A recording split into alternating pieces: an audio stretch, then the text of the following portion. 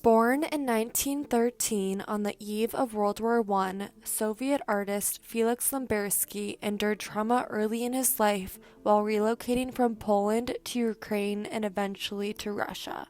While in Kiev, Ukraine, Lembersky developed his passion for art at the Jewish Arts and Trade School and began teaching art in public schools.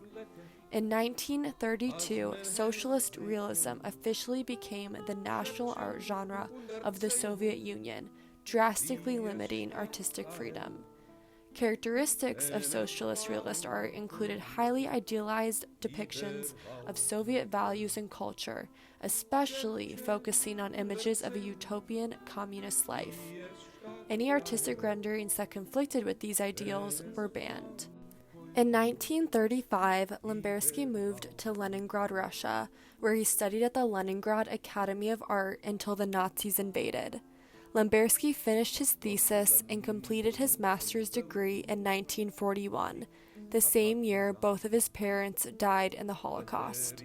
The various landscapes that Lembersky witnessed throughout his life, both horrifying and uplifting, greatly influenced themes in his artwork, especially seen in Execution Babi Yar, painted from 1944 to 1952, and Midday Crucifixion, Church with Yellow Background, painted in 1964.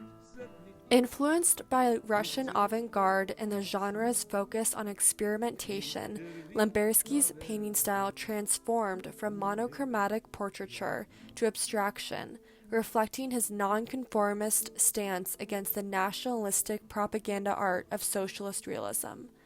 Under the highly regulated art climate of the Soviet Union, Lembersky resolutely created works infused with Jewish iconography. Lembersky's granddaughter Yelena speaks on his artistic evolution, saying, "It may appear that his later work was the negation of the earlier one. In fact, it was part of his evolution to find more precise and powerful means to reveal the human condition. In the earlier years, Lembersky represented people as an empathic observer. Later, he showed them through metaphors. Such representation of religious iconography was prohibited, yet Lembersky found nuanced ways of including significant symbolism in his art." On September 29th to 30th, 1941, approximately 33,771 Jews were murdered by German police in Kiev, Ukraine.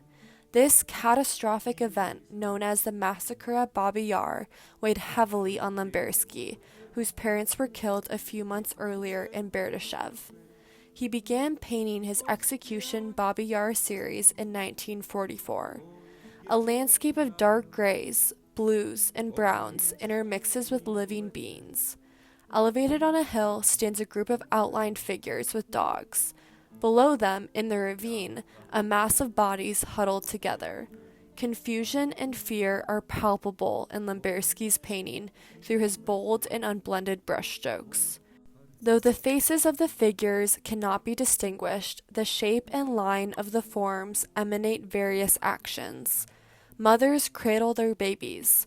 Strangers embrace in a hug. A man carries the lifeless form of a child. Hands reach towards terrified faces, and arms extend out to the heavens, pleading to a greater power.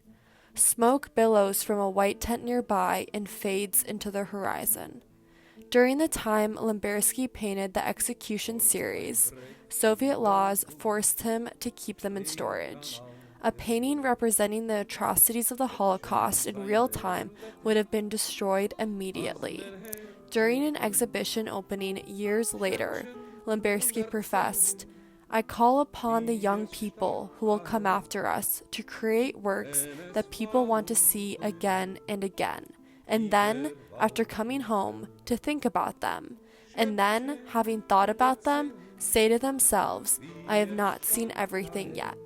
His Babi Yar series is the earliest depiction of the Massacre at Babi Yar, and still to this day has not been shown on the land of the former Soviet Union. Midday Crucifixion, Church with Yellow Background, presents clashing stylistic choices to Lembersky's Execution series, painted 11 years earlier.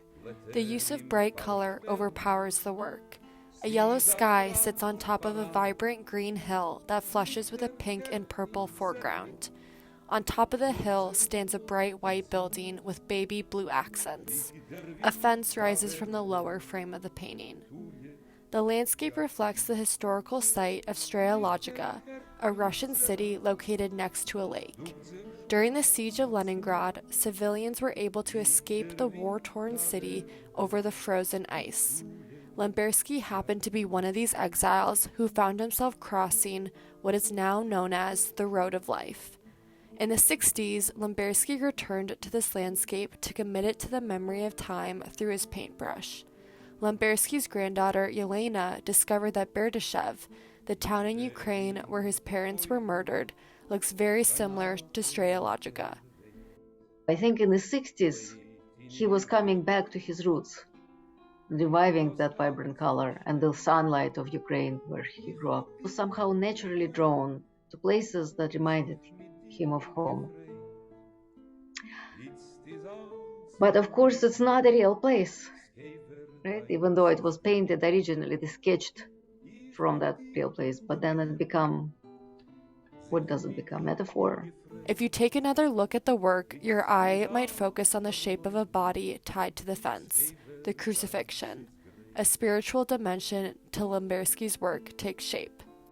You see the fence and the crucifixion, but you can see other symbols in this. I see a trinity in it. But I don't want to force my point of view and my vision on you, because yours is just as valid. Because the idea is that that moment where you, coming from your experience, co-create this painting. And it's an interesting question, is why does the Jew paint crucifixion? Is because I think that for many of them was to express the Holocaust. For many Jewish artists and for my grandfather, I think that the crucifixion is the ultimate image of suffering, right? The genius of Lembersky's art manifests both in his unmistakable representations of Jewish oppression and the covert symbolism imbued in his later abstracted style.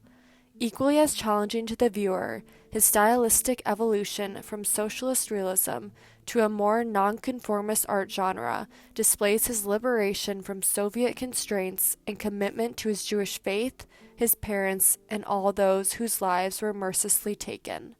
With deep metaphors and textured layers of thought, Lembersky implores every viewer in every culture and society to ask themselves, what more can I find?